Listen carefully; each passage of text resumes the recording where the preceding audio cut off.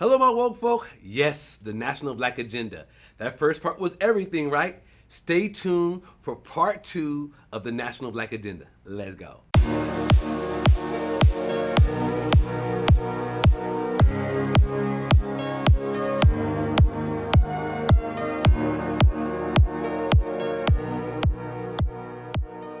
I wanted to ask you, is any of that our fault? Reason why I say that, as I talked about Candace Owen, Kanye's on the thing, but they talk about the black family and the infrastructure of the black family and how part of her issue, which I feel she just complains and doesn't really bring resolution, is just like she finds targeted issues, which some of them are relevant, but I think people don't respond to just complaint, right? They respond to, help me find out what the issue is, and then let's subsequently move to resolution.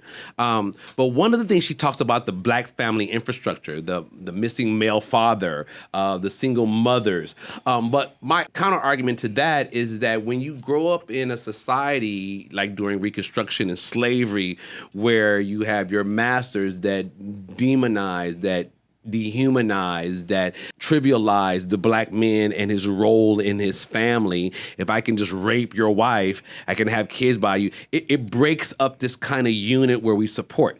Her point is that why are we having a lot of absentee fathers? Why are there lots of single mothers? Like, why do we kill each other, right? Which are very kind of valid points. But my point to her is that I believe that is predicated upon systemic racism. When you have stolen the people from their continent, you bring them over and you enslave them in a country for 400 years. You remove the infrastructure of family, of unit, of things that help you combine and grow and move. And you do that for hundreds of years. Generationally, you're going to have pockets of people who are experienced in there who are going to have problems, who are going to have issues. You're going to have a growing population who has then been connected with this issue of not being able to understand what a true family structure looks like, right?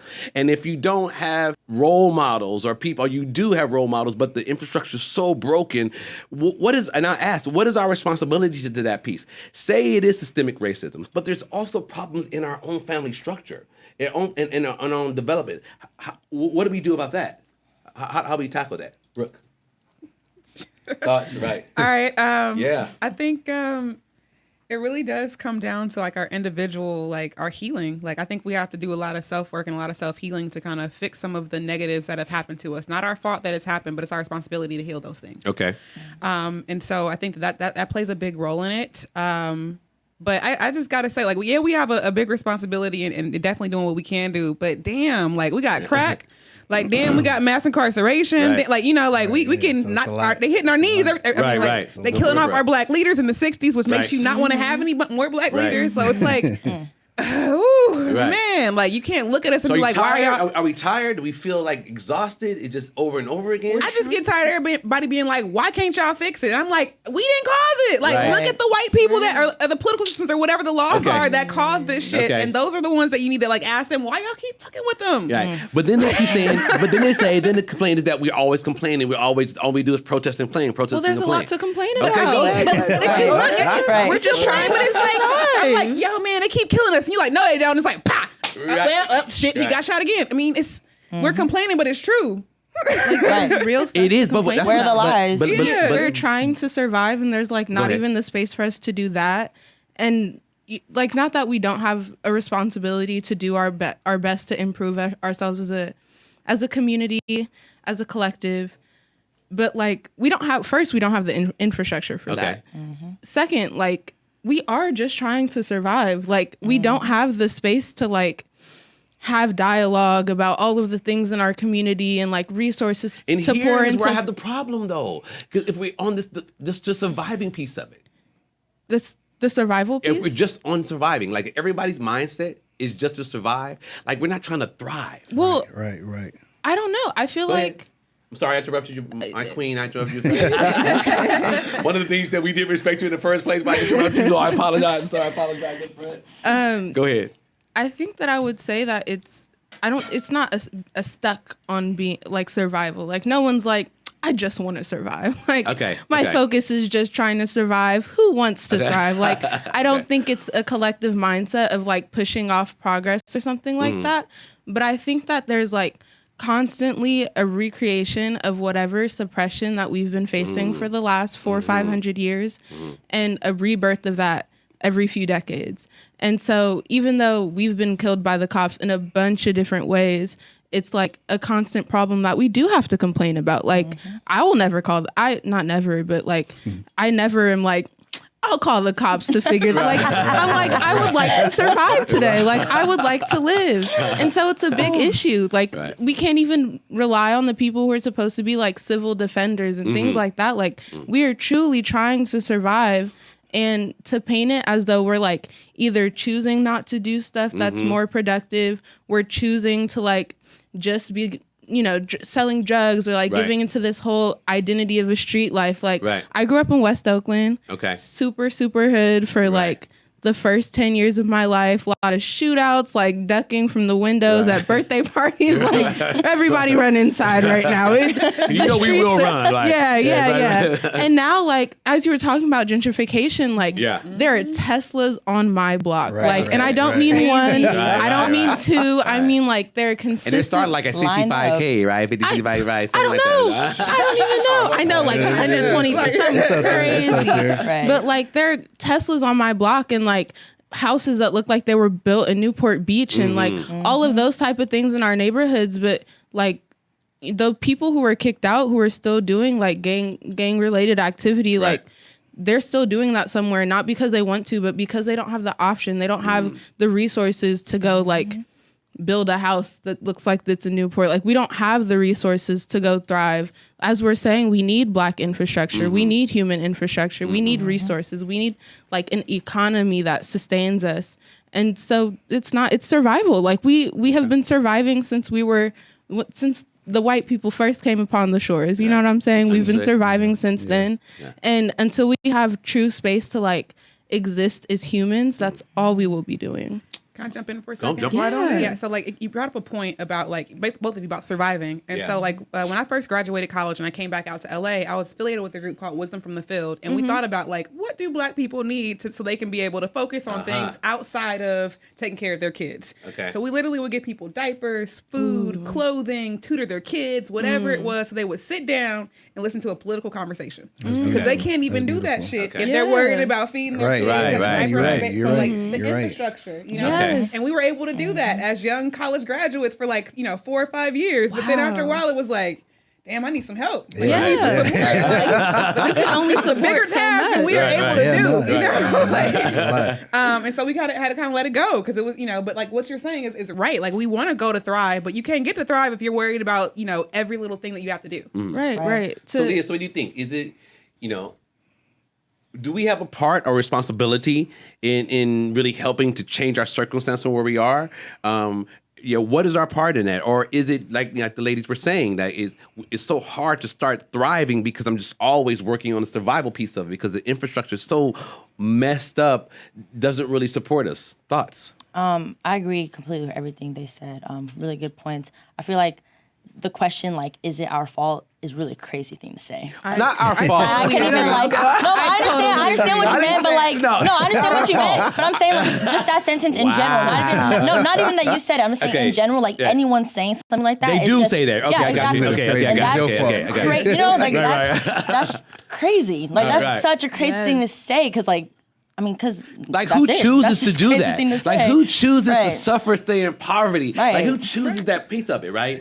But I have to say, part of it, at what point do we stop saying internally, like that is just them? What point do we hard stop with us and say, let's regroup with us, right? Let's wherever we are, and really kind of start changing some of the basic things that we have and glorify.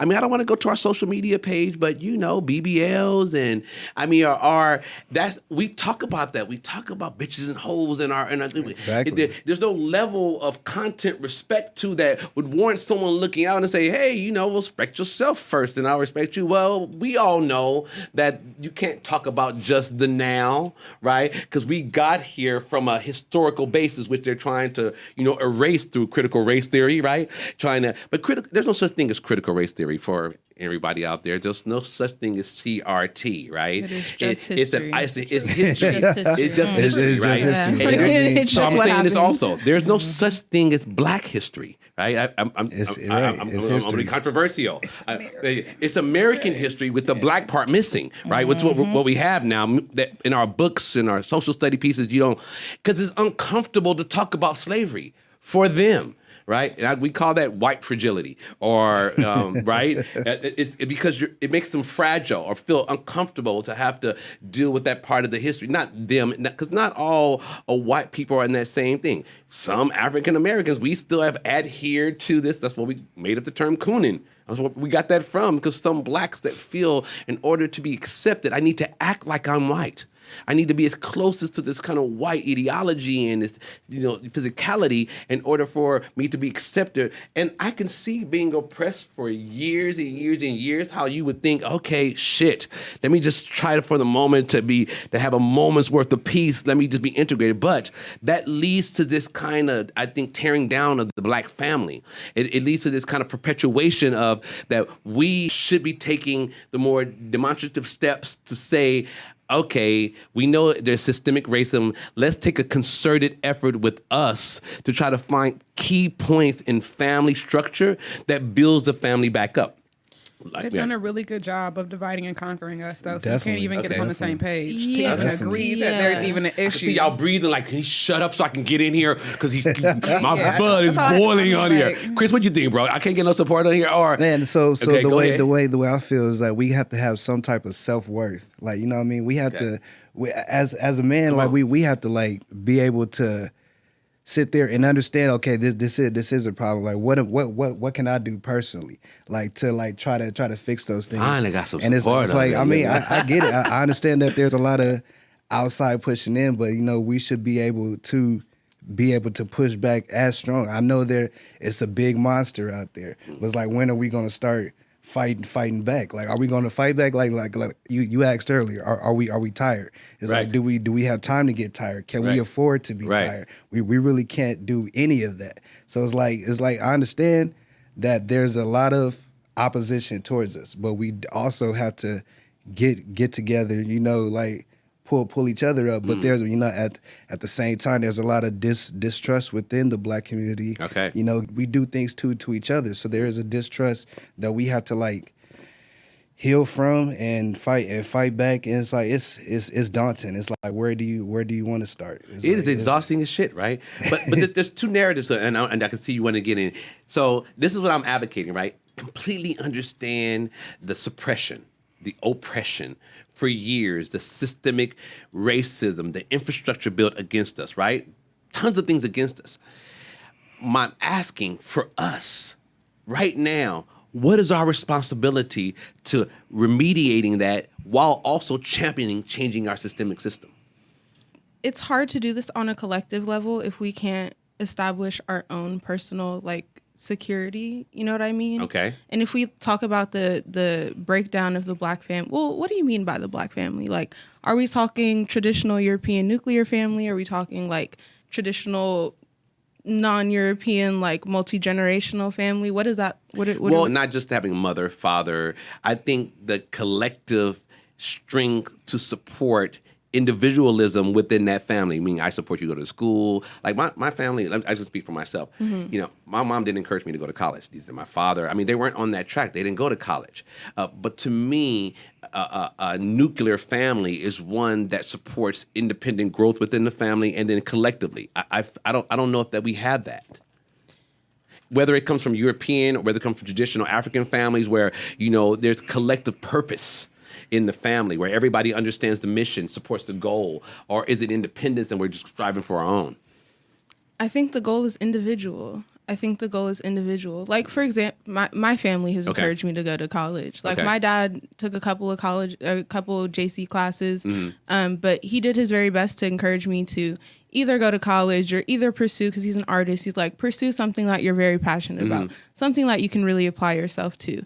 And so that's my. And your mom? How do your mom? So your mom and dad were together on the entire time? No. Okay. No. Okay. Okay. Right? She's like, no, don't let me. I have a little PTSD right there. Right? I went back a couple. Okay. Okay. Yeah, go ahead. no, they were not together Okay. for the majority of my life. Okay. But independent ladies still encourage you. So when I speak to the nuclear family, meaning that, say, I think they may think that your mother and father are together. They encourage you as you go through the entire time. But if it doesn't happen, can you still have that kind of nuclear unit where my dad lives here, my mom lives, but they encourage me because they're of the same mind? I find your question a little confusing only because I don't think it has anything to do with the nuclearness of the family. Like, I hear nuclear family and I think a male a male parent, a female parent, male child, female child. Okay. And so I think I'm trying to step out of that idea of the nuclear family and just like a family of support. Okay. And like my mom went to college. She went to UC Berkeley. I'm at UCLA. So, I kind of followed in her footsteps. Fan, right? She was a Spanish major. I have Spanish in my major. Okay, So, a lot of her things that she was very passionate about, she shared with me. Okay. And then like allowed me the space. She was very pro academics. Okay. She allowed me the space to pursue it. She allowed me the space to find what I'm interested in. But that's because we have the infrastructure. Her family is a family of academics. Her mom is a doctor. Her dad is a lawyer. Okay. And so because of that, like her sister's a lawyer. School is just like an integral part of my family. Okay. And even though my dad's family is like kind of the opposite, my grandma went to school. She like was a teacher for 40 years of kindergartner students. Like they all are still doing their best to support me, but it's because I have the infrastructure that I have in my personal family that I'm able to do that. And so if a lot of people don't have that personal infrastructure in their family, where if there is a family member who's absentee, like they probably don't have the time and the resources to be like, let's talk about getting you into college. Like they're more like, we need money to have food on the table. We need to figure out how to do that. And so people really do figure out the way to do that, whether that's selling something, whether that's like doing whatever you can figure out, like that's their infrastructure. And so to say that we're like neglecting some sense of responsibility, I think really ignores that central point, which is that like personal family infrastructure really varies. Like the resources that we have across the board are very, very different. And it's hard to then move as a collective that's like, okay, well, here's what we need. Here's what we want. Because like, I know that I have a sense of security that a lot of Black people just have never had generationally. Their parents have never been to college, so they're not like, let's focus on college. It's not a priority. They're doing their best. The individual infrastructure is really the basis of all that. And so we can move the nuclear term. I don't want the adjective to define the reason. No, yeah. What I'm looking at is, and you make a really good point. But even with that, if you start to see, we're 13% of the population, so about 45 million African Americans in our total country, right? But we are also geographically dispersed throughout the country in different areas. So I'm going to move the NEDO, National Black Agenda, although we have, I don't want to say your circumstance is unique, but it is kind of unique. Oh, it is. Yeah. It's totally I don't unique. know how many people have generations of people who are doctors and lawyers that encourage it, right? It's very rare. Right. Very, very rare. And I know that I speak from a point of privilege when I say all of this. I know that I'm in a privileged position as I go to the school that I go to. Is it privilege though, or is it just that that's really the norm and it seems privileged to people who don't always have that as a standard, right? I think generally it's a privilege. Okay. Like Black or white, it's a privilege. There are white people who also don't have the resources to do what I'm doing. So I think race, regardless, race taken out of the picture, like I'm in a privileged position. It shouldn't be a privilege, but it is. Okay. That's fair. So the reason I'm discussing this because I feel during the time of Reconstruction from 1865 to 1877, those 12 years, it was supposed to be the time that African Americans were being reintegrated into society, right? With all our social structures, family units. But from that 12-year time when Rutherford B. Hayes then actually accepted the 1877 Compromise, which allowed the Southern states, in a sense, to roll back all of the gains that they have done during Reconstruction, that did for the next 100 years or so until like 1964 with the Civil Rights Act and 1965 with the Voting Rights Act, that year embedded, I think, this kind of structure of how we lived. It was on that survival mode. They had rolled back a lot of the the winnings that we had in terms of our, social interaction, right? So that became kind of our norm, right? To just survive for that time. So in the 60s and 70s, my parents and grandfather, whatever, when those laws were enacted, they had the chance to start like refighting again. Like this was kind of the new start. What I do feel is that I feel now like we're kind of recreating kind of the scenario that they kind of won in the 60s and 70s. And I say that because I feel like there's no true what I call succession planning, meaning that to your point, you would like, they've been in there for 40, 50, 60 years. They haven't raised any younger generation. This is in politics, Black politicians, like, in even Black thought leaders, even, our mentors. I think if you don't look to raise the successive generation, you're going to lose a wealth of information in between that. And you'll see us beginning to refight for some of the same freedoms that we had already gained years before. Right. And the problem with that, and I'm asking, and I'm pointing more toward our responsibility too. We're going to completely get to the systemic piece of it, but I really want a dialogue among our family structure, our social structure, our economic structure. Like, what do we do now internally besides externally to help us move the needle? Thoughts? I think I touched on this a little bit earlier, but healing. I think that this is a scary word for Black people, but therapy. Therapy. Oh my God. Therapy. Oh my God. Like you say that, it's like, I'm not crazy. And it's like, Why do we... Maybe you're not crazy, Yeah, right. you're just traumatized. Right. Well, I mean, Right. I'm a little crazy right Yeah, now. I know. Anyway, some of us are dealing with trauma both of them. Okay, right. And if you are dealing with mental illness, I don't want to make light of it. There's nothing wrong with having mental illness. Right. But I think that part of our responsibility is definitely go to therapy and work on our confidence, heal our trauma. Are we traumatized as a people? Yeah. And then we Hell yeah. okay? I think so. Yes. Yes. Are we I think so. traumatized Yeah. as I a mean, in people? the same way Yes. that joy and all those things can be passed down generationally, trauma can Okay. be too. So I Okay. think it's in our blood. We are traumatized. Okay. Therapy help us to do what then? I want to dig into that because I think that go ahead. I think therapy helps you. You didn't even let me finish. So you I didn't. I cut you off again. I know. There's no respect at all, right? They about to get on Brooke, you. I man. apologize. Don't I go think that nothing at me, yo. therapy helps you, like I said, work on your confidence, heal some of your issues. Like I think that sometimes Black people have a self-confidence issues where it's like, dang, I'm not as good as so-and-so, so I can't even achieve or see those things. Right. So working on that piece where you like, damn, I'm as good as any motherfucker walking around this place. Right. If not better. Or probably better. If not better. I think even group therapy where we can kind of see our own dynamics and see how it's playing out cyclical in cycles. You can say, hey, brother. Family therapy, maybe? Group family, or you can say, Okay. "Hey, brother, I see that right there. Maybe you weren't pointing, Okay. you ain't seeing what I'm seeing, or hey, did you notice you just do whatever these things are?" And I Yeah, think that is just a yeah. really positive thing for us, but it's just seen so negatively. And I think if we can find more ways to get more mental health services in our communities, that is going to be a big role. But it can't just be, oh my God, we have a therapist. It has to be, oh my God, we have a therapist, and we have somebody take care of your kids and diapers and food as I well. got So you you. can focus on the therapy when you're in there. And that's what it's gonna actually have to take, because if Proper therapy is services. like an extra cost and you're already struggling, you're already trying to survive, that's like the last thing on the list. You're like, oh, therapy, we ain't got time for that. Yeah, we'll talk about financial literacy. That's coming out. That's another piece of the podcast coming up later on one of the sections. But go ahead. What do you want to say about that? I see you thriving over there, seething. Let me give you an opportunity, Oh please. no, I really agree. I spent a few years in therapy immediately after, towards the end of my high school time, and then the beginning of being in college, and it was like really elucidating. Like I didn't realize. It's a big word. I like that. Thank you. Right. Sorry. You made me break character.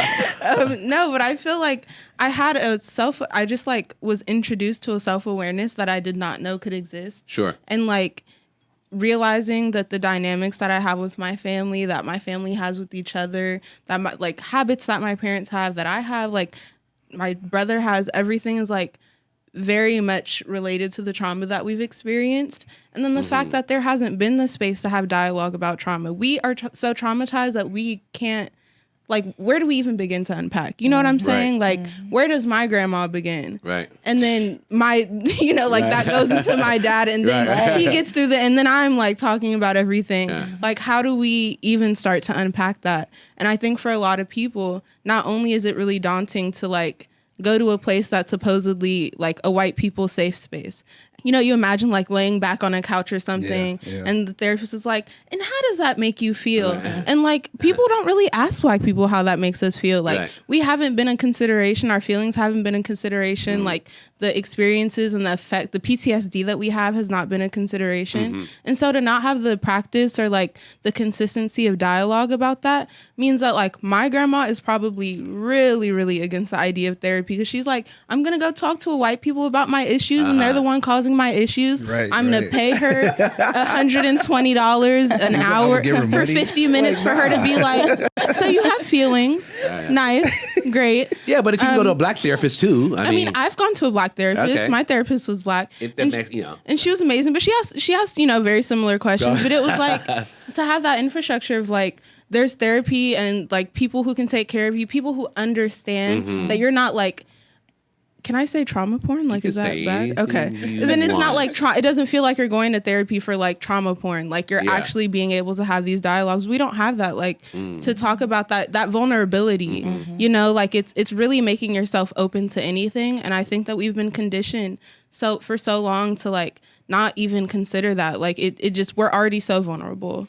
And I think that's a really good point you make. How do you get us to want to go to therapy? You have to want to heal. Like you have to want to do better. You're like, you have to understand you have that, to hey, prioritize I have a problem. You get tired of your own shit. But what if I feel like what if I feel I don't need? What if I feel I don't need it? Well, then you have not self-reflected. Right. Because we all need it. I mean, like a Black person, if you have, like, all Black people need it. Right. And that's kind of what I was getting at. I feel like we've collectively been traumatized and we can need some way. And is that going to be an integral part or really important for us to really integrate? Reflection? We like, in a safe space to talk about our experiences. Like, where have we ever had a safe place to talk about our experiences? For us, right? I mean, as a people, right? In order to, because I think Reconstruction, I don't think people really understand how Reconstruction in the period, the 100 years after that, really had the definitive influence on how we operate today, right? Not having that infrastructure for so long has played a vital and intricate role on how we independently raise our families, how we, dialogue with each other, how we see ourselves, how we present ourselves in the media. Because I don't know if all that is good for us, but maybe because that's part of our trauma and it's the way we block or protect ourselves in a sense. Yes? No? Yeah. Let me ask you, not to put you on the spot, but to put you on the spot. Being biracial, how does that factor into it? Because all of us got a little something in it. There's no 100% Black going around here, right? Yeah. So when we talk about being Black, I want to make sure we understand. I've never met the white ancestor, so I write in my family Black. So Okay, I don't know nobody white. I'm taking I'm taking your DNA from that cup, and when you come back, I ain't never seen him at the barbecue. Right. So. Yeah. Actually, I have Like as far as I know, right? All the ones I seen, the pictures I seen, they all Black. Right. Okay. Right. But I'm sorry. At some point, this is definitely my podcast, the National Black Agenda. I want to talk about Black people. And I do, in my heart, believe we should move away from color. I believe we shouldn't use it as a defining reason to talk about my character or my culture. And I think only Black and white people use Black and white. Every other color uses the geographic region. There's Asian, there's Mexican, there's Chinese. It's more culture oriented, but Black and white are colors. Yeah, and not necessarily relegated to a culture. I say I'm an African American. I'm of African descent, born in America. That's how I define myself. Talk to me. Did you just say that in other places color is not an issue? It's I was everywhere. gonna say. I'm like, No, I'm saying not an issue. No, I'm saying not an issue. They don't define themselves. But but that's an issue. Define. That's an issue. Mexico has not talked about Afro-Latinos, and they keep killing them. I know. Like that is an issue. But what are brown people? Because everybody is What are Mexican brown there. They don't have to classify you as What are whatever. brown people? What are brown people? What are brown people, y'all? Let's talk about it. What are brown people? Brown people as a society is said, or like Yeah. You can be brown. You can be, Watch I it. mean, we're all latte. You can be latte. Right. I'd be offended to be called brown just a little Right. bit. Like it'd be. I mean, Are you really black? I'm hella black. What you mean? I don't have I have no geographic area to identify myself. Like ethnicity, a big issue for my life. Yes. Has been the fact that I have no ethnicity. Like I hate the fact that I'm African American. Not because I hate that I'm black. But because white people don't walk around talking about I'm European American. If their family has been here for 200 but they fought for independence not to do that. Killed the Native Americans. We didn't. We were brought over here. Right? They wanted to be segregated from Britain. Right. Right. But they're never going to connect themselves to Britain in that same way. Right. But at the same time, they're like Sorry. No, I teach history. I be calling everybody European American. I know. I'd be like, if we got a continent, you do too. Right. I'm sorry. Like the only Americans are the Native Americans. And so I hate the fact that I have no real ethnicity. Like the only thing that I have that I can truly identify with is the fact that I'm a Black American, and I don't want to be also labeled as an African American. But what does that mean to be a Black American? That's a color born in America. Well, why wouldn't you be African American? It's the same thing. Because Nigerians who were born in Africa and came here are African Americans. Like nationality wise, they are African Americans. But that's defining your ethnicity on a piece of paper when you have to kind of categorize yourself here. No, but that's their experience. That's their experience. Like I have friends who are Nigerian ethnically. Their parents came from Nigeria in the 70s. Okay. And now they are African Americans. But we're just as American as white people, but we don't have that recognition. And we don't have any direct tie to Africa in terms of culture, in terms of history and lineage. Like we don't. Whoa, no, not like. Oh, I see. So hostility, all right. She's like, she want to hit she's the like, buzzer. I feel like I should correct genetically, myself. let me take something, right? I just Genetically, mean you're culturally, like, Go ahead. it's all been mixed. It's all been erased. It's all been. Okay, You hella disagree with me. Y'all was getting Right? along at first, y'all buddies. It's getting kind of spicy. I mean, Socially, like That's what nervous. dialogue is for. That's what dialogue Socially, is for. in my perspective, Yeah. we've been like, I just don't feel I have a very strong grasp on like my African identity. Y'all Like stole Solia's toll thing, and I asked her. no. you hella stole it. Yeah, exactly. You He hella did. stole it. I mean, No, absolutely Blame- right. No, this is blame it on us. Let her go. No. Blame it on us. Go ahead. no, please. Like, I ahead. just it's a complicated thing for me for my identity. Like the only thing that I feel like I have a tangible relationship to is my blackness. Like, So what box Black- do you check? what do you mean? What box do you check? Like, Same one, isn't it? like yeah, it's Black or African American. Okay. They have. Black, But it says I- black, not, But not I would, of if people Hispanic refer to me as origin. African American, What box do you check, right? right? But in like, parentheses. That's the only choices you have. it's the only choice I have. Okay. But like, I don't know. My dad's pretty white genetically. Like Okay. you know, Yeah.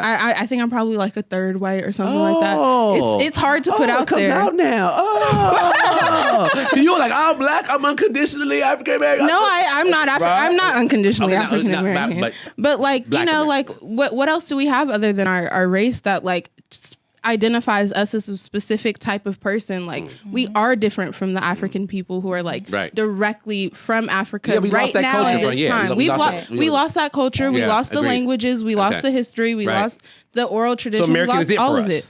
I mean, I don't want to say American is it for us.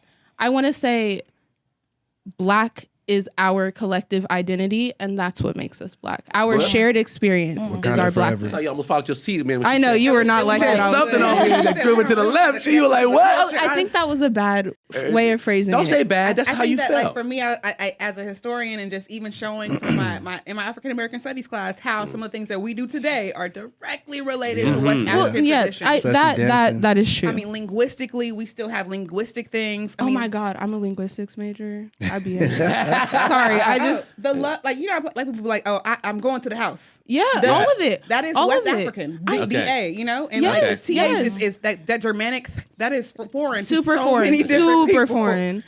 So that part, and I think about like culturally, musically, how all of that came over from Africa with us and then influenced yeah. everything that we're experiencing. And now I think about Right. the collective of African people in America. Yeah. We run shit in the world. Okay. Like we control the sway of entertainment, of Yeah. music, of Yeah. so much shit. Like we are it. Right.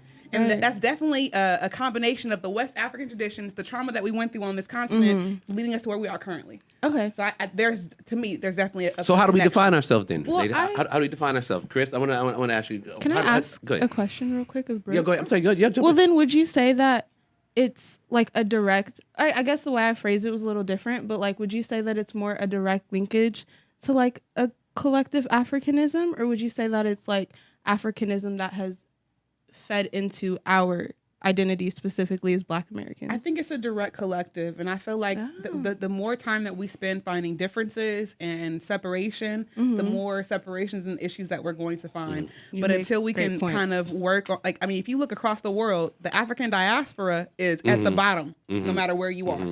That is a connection point for me. And instead of us saying, "Oh my God, where I experienced this or I went through that," like, we need to just talk about what the hell are we doing together as a people across the world. Okay. Yeah. Thank you. No, Chris. So how do we define How do you define yourself? Yeah, the ladies were very clear.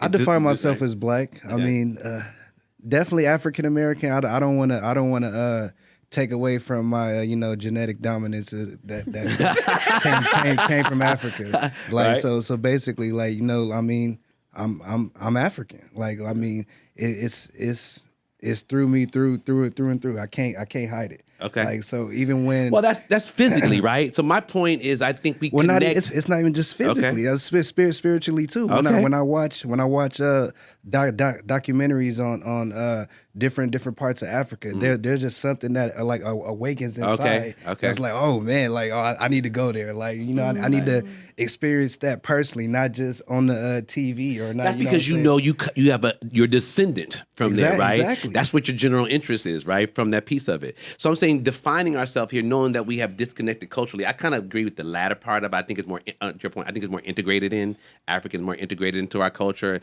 less part of our collective. I want it to be more of the collective to drive that piece of it. I feel now it's more integrating, and we've got aspects of it. We show like slight, tendencies toward that, but not a direct connection. And I think because we lack the historical kind of connection between that. I think that's a big part of it for me as well. That we don't know a lot of our history, right? Disconnection, and so it's disconnected. So when you ask people, I'm not African. You ask Black brothers, I'm like, I'm calling me African. I was gonna say that's like going back to the biracial bomb. There we go. It's so interesting because like the term Black versus African American, some people see it as like synonyms, like the same thing, just another way of saying it. Some people think of it as completely different. Growing up, my mom is Korean, my dad is Black, and my mom used to tell me to say I'm African American in Korean because I feel like some people don't like saying the word Black. Like I don't know, growing up as a kid, like personally I thought I didn't think it was a bad word, but I thought like, oh, I shouldn't say I'm Black. I don't know. My mom's side, but then my dad would hear me say I'm African American. He'd be like, you're not African American, you're Black. Say you're Black. Like we're Black. Like because we don't, and that's like the disconnection. Like my dad doesn't really know like where in Africa, the ancestry, like he doesn't know. So he would tell me, don't say we're not African American, we're Black. Okay. My mom would say you're African American, don't say Black. Like you shouldn't say Black. Why did mom tell you she said to say that? I feel like, I don't know. There's a lot of people that think the way my mom thinks. Like saying the word Black is like, I don't know. Bad. You know what I mean? Yeah, it's bad. And I'm a kid, so I'm thinking like, oh, I shouldn't say I'm Black. I always say, oh, I'm Korean, African American. Right? Then we Negroes, then with the Black. I think they were Afro-Americans. African-Americans. Right? Like a crazy one. Right. Yeah. Don't talk about my hair, right? My hair. Because I said we were defined by like our physical aspects, right? Instead of necessarily like by our character. So the reason why I brought it up, and I'm glad this is a really good discussion. I just don't see any. I don't think Chinese call themselves yellow. No. Right? Or, No. I don't, or tan. I mean, I don't, White people do. Yeah, and so the black. That's what they. I mean, and so that's what black people. That's what black people. That's what I'm saying. I don't think we should define ourselves by color.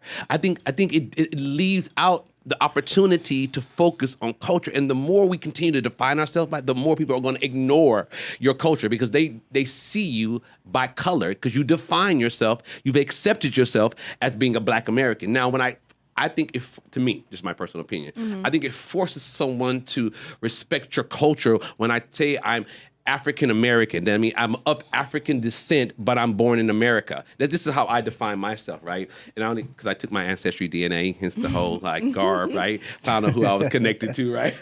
But I had kings and shit in my family, so now I've now taken on the persona of Pharaoh.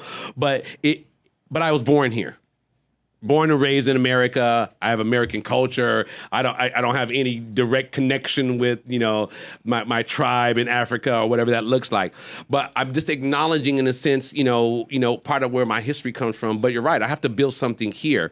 And I just asked that just to get a general thought of how we looked in terms of ourselves and how we define ourselves. Because I think Reconstruction was a period that took a lot of that away from us. Is why I'm focusing on that. Why I had a lot of dialogue with you guys about that. Because I wanted to see what the collective thought was, or was there a collective thought or independent thoughts around how do we migrate from knowing this is what our infrastructure looked like to now we have these kind of freedoms where we can kind of rebuild from scratch. And this is why I'm advocating to have this national Black agenda so we can have these kind of discussions in a sense. So any other questions about Reconstruction? Great dialogue. I want to move on to neo-Reconstruction next.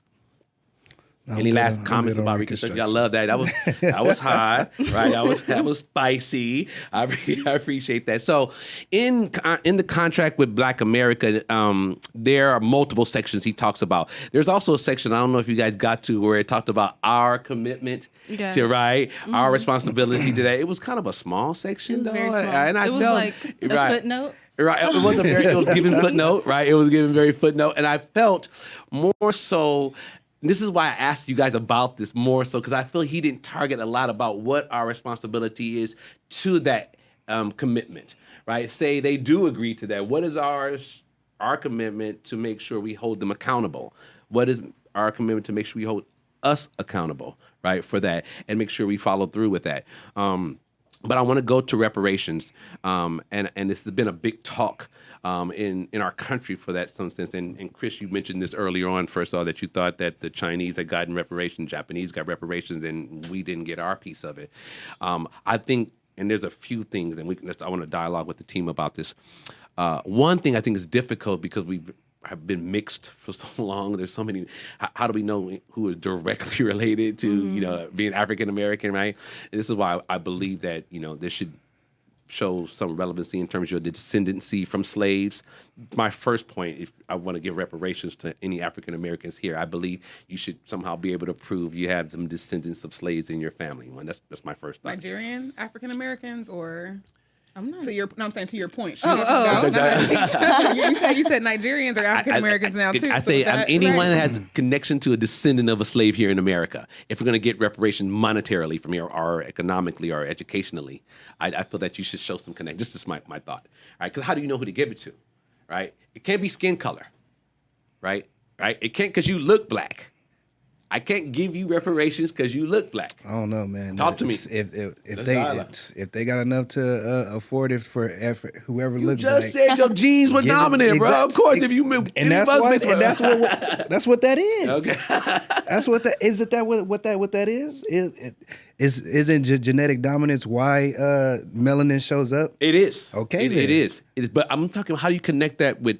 Here, if I want to dole out reparations to you to make sure people don't get it who don't deserve it. Is it like a purity test? Yeah, exactly. What about regular? Who don't deserve it? My grandma kind of late. She went out past a purity test. Right. I don't know. Oh, the truth comes out now. A little mix in there, She's right? still Black. No purity clause. That's not the purpose. Okay. But this is going to be a question, right? This is going to be a logical question a question, that they ask us. But it's a logical question they ask us when they say, "How do we pay you reparations?"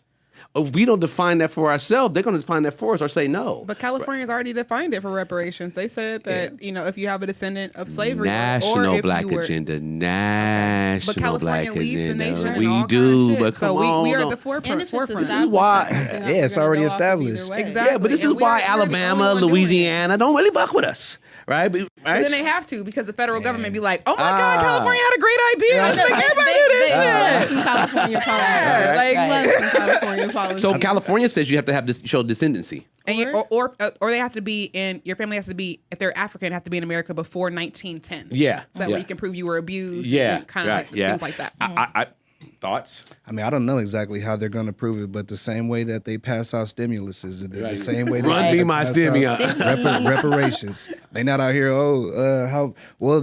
They kind of are. You have to file taxes, but it's a way. It's a way. It's not that we don't want that small thing to just hold off the whole reparations deal. Like Agreed, but you have to be able to define it, or there's going to be some level of inequity, right? And people they're it's going to already complain. that. It's already a level. Yeah, but of the people inequity. doling it out. We don't have the money, right? So we're asking for that money to come from the oppressors who get right. I'm being realistic, right? Where are we going to get it from, right? So I think the argument has to be sound, right, in a way that points to factual information. So one, we have to think of how we dole it out. How do we know who we should give it to, right? And I think California's done a great model for that in this sense. What does reparations look like? Is it only monetarily? No. Only money? What does it look like? Yeah, Oklahoma did a great job, I think, recently. Run me a bag first, and then what? Oklahoma gave, I believe, half of the of the state's land and their tax revenue to the 5 tribes that are in Oklahoma. Okay. So all the revenue that's generated on that land, henceforth, goes to that tribe. It's for the Native Americans, right? For Native Americans. Okay, right. I mean, I think we should kind of look at what other people have done Okay. and kind of say, hey, that's not such a bad model idea. off of the pre-existing plans to give others reparations, and then maybe take that part of ours. So one of those would be like land. I ding ding. That to me, we love how that. you We create love that. generational wealth. This is why I went back to the 40 acres and a mule and saying that the reparations should start at that special order field number 15 that General Sherman gave when he was getting back the land during the Civil War. As he was getting back the land, slaves were fighting for them. He issued this order that says that, okay, every land we get back, let's give the freed slaves in that area 40 acres and a mule to do the land. And some slaves in the southern states, you can see that we own a lot of property in Mississippi and Louisiana, a little closer to the areas that were like black-owned towns. They have there. But I think across the nation, that should be the same way. And I don't think that's being shared the same way. I don't think that's possible. It's not our land to have. Like, it is Native American. I mean, land. if you want to go there, I mean, It's true. Like, if we're there. talking about real reparations, So should part of that reparations include giving stuff back to Native Americans first? that's what the document talks Let's about. talk about it. Absolutely. I mean, like, we aren't individual in our experience of oppression. Like, if we're really talking about reparations, it's us and Native American people. Okay. And they were the first. Right. They were the first. They were genocided, like, Right. heavy, very heavy. Treaties often promised to return land to them, and they never did. They're on reservations, Agreed. like, of their own land. 1,000%. And now we're in California having wildfire season like crazy. Right. And Native American people have been telling us for decades and centuries, like, you need to take care of it in XYZ type of way Right. because they know how to take care of their land. So 40 acres and a mule is a nice idea, but like, it comes from imperialist society. Like, it's not ours to have. It'd be lovely to have, but it's not ours. It'd be another form of oppression. It's just too late now, though. Unfortunately, that I know that's a technical truth, right? But we're past that, to be Is honest. it too late? Because you could say the same Tonga just thing about us. got an acre, not much, but they got an No, acre she of said- land I back last know. week. But she said In she In don't LA think County. she, No, she, in Oakland- LA County. but she thinks we can't give out land. She thinks we don't have I land to didn't give. say that. I'm saying we don't. It's not our land to have. Like, it's just not our land. We're on Native American land. Like, there are Yeah, Native facts. American peoples living right now Facts. whose land should be Not returned denouncing to them. that. And I'm not saying that it means that we need to, like, pick up our society and throw everyone out and, like, just Because that's what I kind of think you were return the saying. land. I kind of No, but I'm saying, I was kind like, of feeling that, right? I'm saying, like, for example, Oakland just gave half of I don't know if you know, but Joaquin Miller Park is like a large national park or large natural park in Oakland, and they just gave half of that land to Native American tribes, the Ohlone tribe, because that is their land, and that is something that we can do. But to give 40 acres and a mule, even at that time, was like, you're taking stolen land and giving it to us as reparations, but like, Yeah, you're 'cause not I worked repairing that anything land really. for 50, 60 years. You worked that My land for slavery, 50, my 60 family years, died but on for it, right? tens of thousands Yeah. of years, that was Native American But we land. didn't steal them. Right, but that's so then why would we have didn't it? genocide them. We didn't genocide them, so why we're here? why do white people have the authority to decide whose land That's it a is? different question, right? That's a Right. different question, right? The question But- I'm asking is that what should our reparations look like? I'm not denouncing any of the historical facts, which you're pointing out. I'm giving you credibility to that.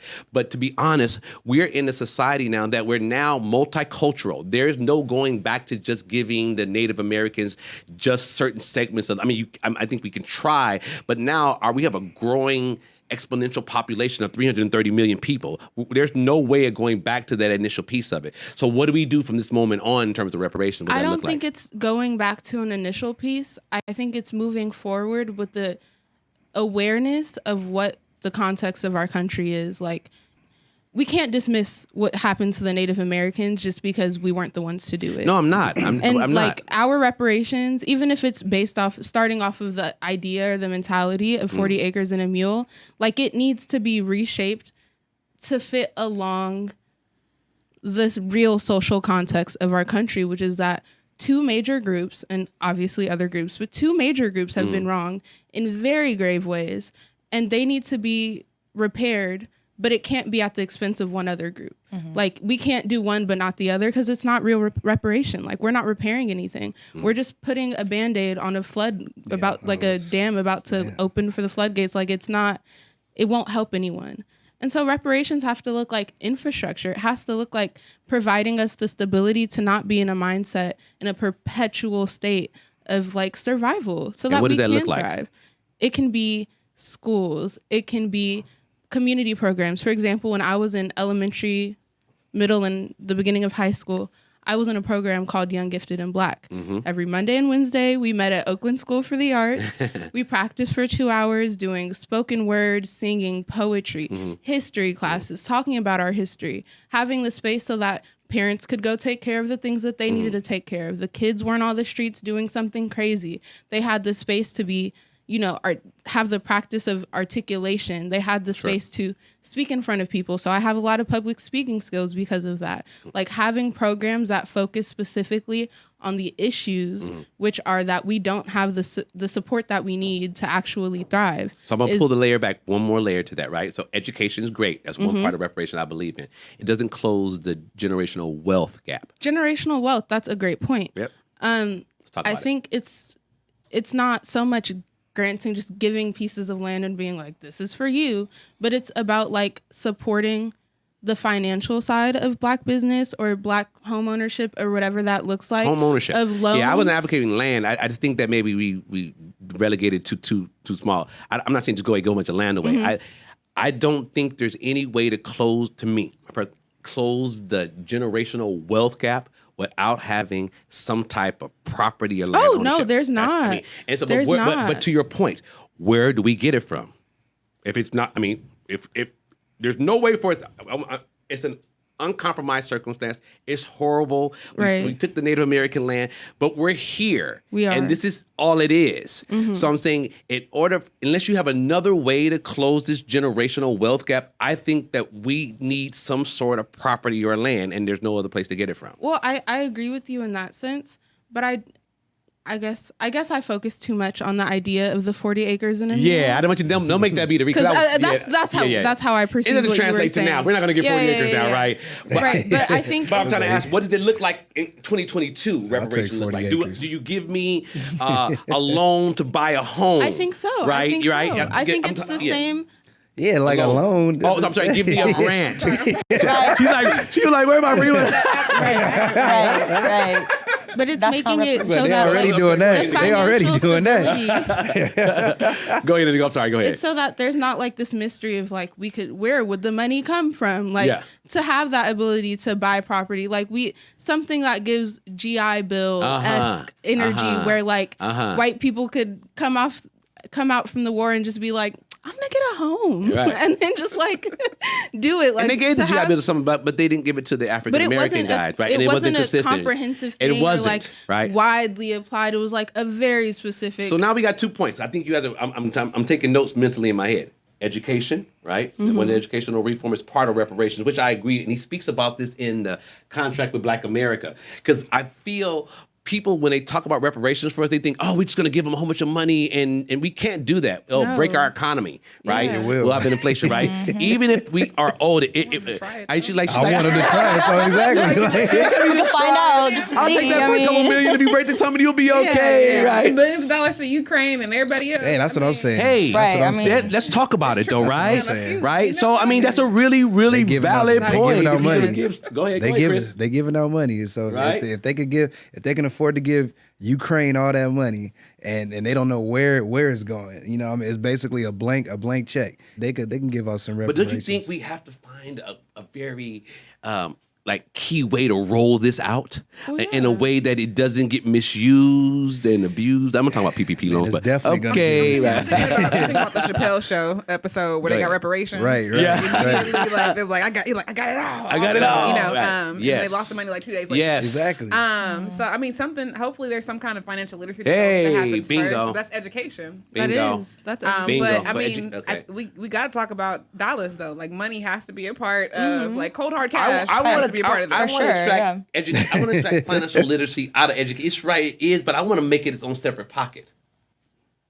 Okay. I got no fight. No fight on that. I want education because I don't know if everybody believes that higher education is what they need. Like when they graduate from high school, I don't know if everybody believes I need to go to college to get ahead. Is education specifically higher education or just like general quality? I think general quality education. Holistic education. Yeah, K through 12, after school, same kind of books, after school programs, food plans, all of like actual resources, connections with program, like all of those things. I think goes into education, not just specifically like so we have you have a grant education, for college, financial literacy, and then I want to go back to the piece. Then how do we close the wealth generational gap? My whole thing, I think we need some kind of property or land. That's just my thing. Or I mean, but go ahead. Thoughts? Sure, Anyone? sure that's fine. How do we close the financial gap? I really do think that with it, like, so I know you're saying Native Americans, they own the land, but what I'm saying about Oklahoma, how they gave a portion of the state's tax revenue to those Native American groups. Like, I think that's kind of how we continue to have that money, like in those areas that, like in the South, where we know we build everything there. Right. Like, you know, we need to have a percentage of their tax revenue going forward, so that is perpetual money and not just this one-time lump sum. That's, I mean, that's for me, that's part of it for me. Like, it needs to be continuous. From now on, like even on to the descendants too. Yeah. If they still Generational wealth. Right. Yeah, right? Generational wealth. Because this is how the majority of wealthy white people in America have generational wealth. They pass the land on, but they've gotten that not from pulling up the bootstrap of having slavery, right? This is where my piece of the reparation comes into play. And he mentions 3 areas in the contract with Black America that he feels that reparations should come from. He talks about the federal and the state level who supported institutions of slavery. He says 2, any wealthy white Americans that have come up from slavery and any companies that have benefited from slavery. Those are the 3 areas in the plan he talks about as somehow incremental we should be able to get. Now, how to enact that program is, how do you get that, right? Either you tax people, which I think the Inflation Reduction Act that Joe Biden just passed does. People are making over $400,000. That 15% of them are taxed should funnel its way back into. Otherwise, there's no way to get the 1% of our country owns the majority of wealth. How do you get that? So you're saying we got to steal from white people? Yeah, Yes. but I mean, I don't think That's what it sounds like. I didn't say steal. I didn't say steal. he said Reallocate. tax. I'm sorry. He said tax. I said tax, right? How many of these big companies are paying 0 tax? That's right, because they have loopholes, which was one of the other things he closed in the Inflation Reduction Act, right? Which is another loophole for tax companies that were not paying their fair portions, like Amazon and huge companies, and we're in medium incomes and low incomes are paying like 40% on our tax, right? Because there's inequities in the policy. But this will be our next piece of voting, how we change policy. But let's talk about the reparation piece. So he says federal and state institutions should somehow, I think we can figure that out. To me, I think the educational piece, the financial literacy, fall under their responsibility, even the feds and states to do that. I think taxing the wealthy, portion of America that has making over $500,000 a year. I think there's some portion that needs to be redirected from the companies that have benefited in some way from slavery that are making lots of money off of our labor, right? What other area? Education, financial literacy, and we talked about land. Any other area in reparations do you think we should focus on? Closing prisons. Yeah. Prisons. Mass Talk about it. incarceration. Yeah. Like, I think we got to do something about that. Okay. Like, Convict leasing. Yeah, That's where they that came. still do it. That came from that, right? That they implemented. So talk to me about that. The prison system. Thoughts. I mean, that's just my thought right there. We have to work on reducing the number of prisoners that we have in our system. Collectively, we have 2.5 or 3.5 million people in prison, and most of them are Black and brown. Yeah. So working on getting the ones that are, if you, Who are the brown people again? No, I'm just kidding. If you've committed rape, murder, things like that, stay your ass in jail. But if you're there for a drug crime, I need you to be free. Right. Yeah. And that's what the majority of people are in jail free for. with some type of mental health, because you just want to let people back on the street that commit the same, if I have a mental illness, right? I think there are programs we'll break our country, to me, then diminish the military budget. Don't send money to other countries. Like, reinvest in America's infrastructure. This is why I feel many of Republicans fought. Joe Biden didn't do everything great, but the Inflation Reduction Act to me was a great move, in the sense that they complain because inflation won't reduce right now, but over a period of time, because you have to have time to tax the people to get the money to put it back in. But it will, because it's now policy and law. They're forced to pay their fair share. And for years and decades and centuries, there weren't, which continue to expand the wealth gap between the poor Americans and the richer Americans. White and black poor Americans too. White, black, brown, green, yellow, whatever color that is. Wealth has a segregation that has nothing to do, I believe, with culture and character. It's really that I'm greedy and I have the money and I'm monopolizing a piece of it. Right. So how do you then close that gap unless you find pinpointed, directed ways to refunnel resources to those that don't have it? I don't think you can. That's a great question. How do you close that gap? Right? That's why I believe in reparations, because I think, they said you should. I do agree. There's more wealthy black people out now. We have more opportunity now, but there's no collective message consistent across to move the needle. We got onesie twosie here of people that are making, but collectively we've not moved the needle with us generationally, right? We've not afforded that opportunity. That to me takes this national black agenda, needs a way nationally in order to move those 45 million African Americans that are distributed geographically in multiple areas throughout the nation.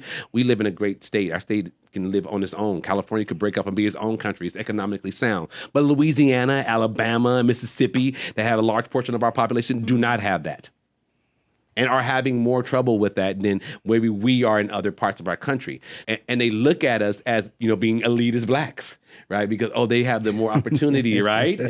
I'm just calling it what it is, right?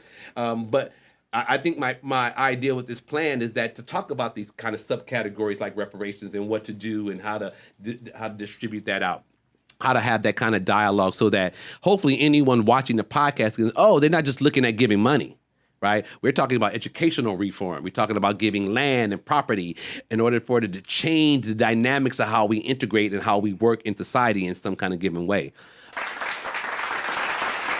Dish it out. Right? I know. All right, let's get it going, right? Hello, my woke folk. We finally finished the National Black Agenda, but we didn't finish. There's still more to come. Subscribe, follow, like, Lego.